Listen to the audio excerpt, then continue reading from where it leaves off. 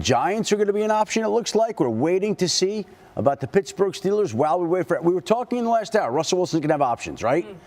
There's some of your options right there. Into Cleveland to spend the day with the Browns tomorrow to see what they have to say, to see what he has to say, to see if there's a potential match, to see if Russell Wilson and Kenny Pickett would be the Browns quarterbacks this season. This is a team that went to the playoffs a couple of years ago.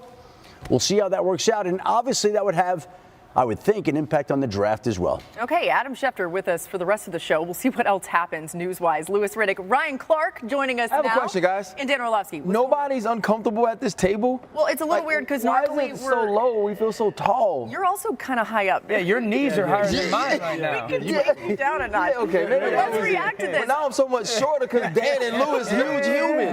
We're going to see how many stops in the elevator RC takes during the show. You look so little next to me. Ryan, what do you think about the latest here? You hear Russell Wilson visiting the Browns, then going to go visit the Giants. Well, the breaking news from Adam. It's much like last year, right? Russ was going on all of these different visits, trying to figure out what's the best place for him. Obviously, it seems the Cleveland Browns are prepared to play without Deshaun Watson this season. And you think about having an opportunity to have a competition between Kenny Pickett and Russell Wilson. I truly think that puts you in a better place than you were last season. And with Kevin Stefanski and some of those things we've been able to see him do, I think having Russell Wilson will give him an opportunity to have a very good offense. I like Russell Wilson in Cleveland. I think that it makes a lot of sense when it comes to Kevin Stefanski, who's their head coach and play caller, taking over the play calling reins again.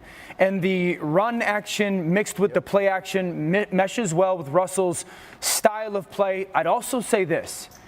If you're Cleveland and you're trying to and potentially signing Russell Wilson, it makes me think quarterback would be off the table at 2. And then you have to factor in who that player would then be at 2 for Cleveland. And it's more than likely going to be Abdul Carter or Travis Hunter. So then if you tell me it's Cleveland with Travis Hunter and the offensive line and Kevin Stefanski and Russell, this is a team, because of their talent, that can absolutely compete if Russell Wilson is the starting quarterback with the addition of a player like Travis Hunter. You think Cleveland can compete? Absolutely. What do you mean compete? I mean, I think that they're playing meaningful games in December with the chance to be a playoff football team. I don't see it. But nevertheless, I think what this does, though, for sure, it obviously really crystallizes where Pittsburgh's mind's at as far as the quarterback situation is concerned. You're letting this guy go around and take visits here and there where you already know him better than anybody.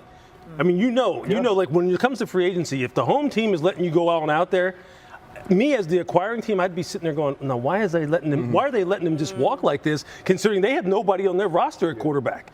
You know, and I know, look, at this point in time, Cleveland may be saying, look, this is just a bridge anyway. And we're just trying to accumulate enough guys and seeing, like, letting the cream rise to the top and see if he or Kenny Pickett or whoever else it is. And it's just amazing to me in Cleveland now, Deshaun Watson just kind of sitting over here collecting millions of dollars. What a hell of a situation for Cleveland. When we talk about Cleveland, we're not even mentioning Deshaun.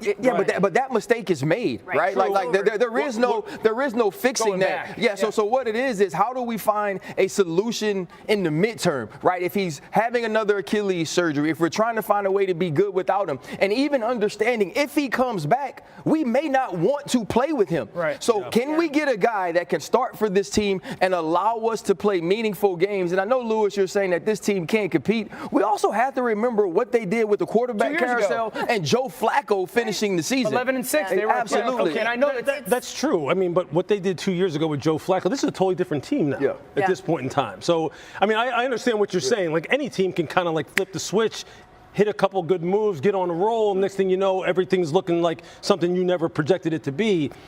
It's just a very precarious situation. For context, Myles Garrett, of course, got his money there, but one of his big gripes was what were they doing at the quarterback position? So it does maybe make sense why they'd be aggressive in this way, or maybe careful in some other ways. They're trying to do everything they can to keep him happy, and who knows what kind of conversations You mean to tell me he can't be happy with all that money? Money doesn't make you happy, He wants to win. You's a lie. You know what? Money buy you all kind of stuff that make you happy. Fly you to places to make you happy private. When we started the show, Adam was on the phone figuring out this Russell Wilson news. So, Adam, I want to get your take on Aaron Rodgers and what is happening there, since we didn't get to hear it from you off the top. Aaron Rodgers is basically processing what he wants to do, thinking about how he wants to approach this. The Pittsburgh Steelers are waiting for a decision from Aaron Rodgers. The New York Giants are waiting for a decision from Aaron Rodgers. Russell Wilson isn't waiting for a decision from Aaron Rodgers because he's going on a plane tonight to go visit the Browns and then the Giants. So he's proceeding with his business as Aaron Rodgers tries to figure out exactly how he wants to move forward and what he wants to do here going forward. But I was told yesterday morning, we said this on NFL Live yesterday, this decision from Aaron Rodgers could, quote unquote, take some time. I don't know whether some time is a day, a week, a month, but it's going to take some time before Aaron Rodgers comes up with what he wants to do moving forward. And if you're the Pittsburgh Steelers, you can't be held hostage by this. It would seem that if they're waiting for Aaron Rodgers, Omar Khan, the general manager, has decided, along with Mike Tomlin, that this is our priority. This is the guy we'd like to go into the 2025 season with in the quarterback room. But if Aaron Rodgers does need a ton of time to make this decision, you have to at least start to build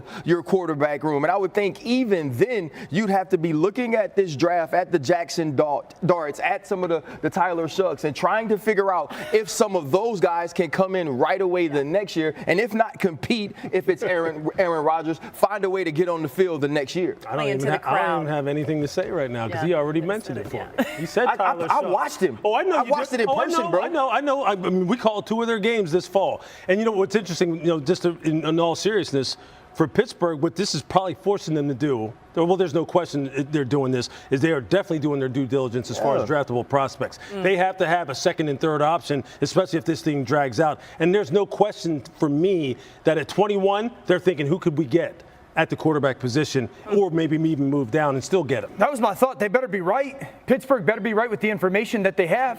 You said for Aaron Rodgers on the quarterbacks in the draft? Both, but Aaron Rodgers specifically, because living in the world where Russell's taking visits and one of those 2 teams he chooses, hypothetically, and then Aaron doesn't play or goes to the Giants, Russell goes to Cleveland, then Pittsburgh's left going, we got nobody. Yeah. And literally nobody. And those quarterbacks that we think might be there at 21 may not be there at 21. So they better be right with the information that they're gathering about the potential of Aaron Rodgers. It makes you think about when the Raiders missed out on Michael Penix Jr. It's a different scenario, right? Different type of quarterbacks. But to your point, if you're thinking you're going to get a guy somewhere and then you miss on him and then you're standing there saying, with Gardner Minshew.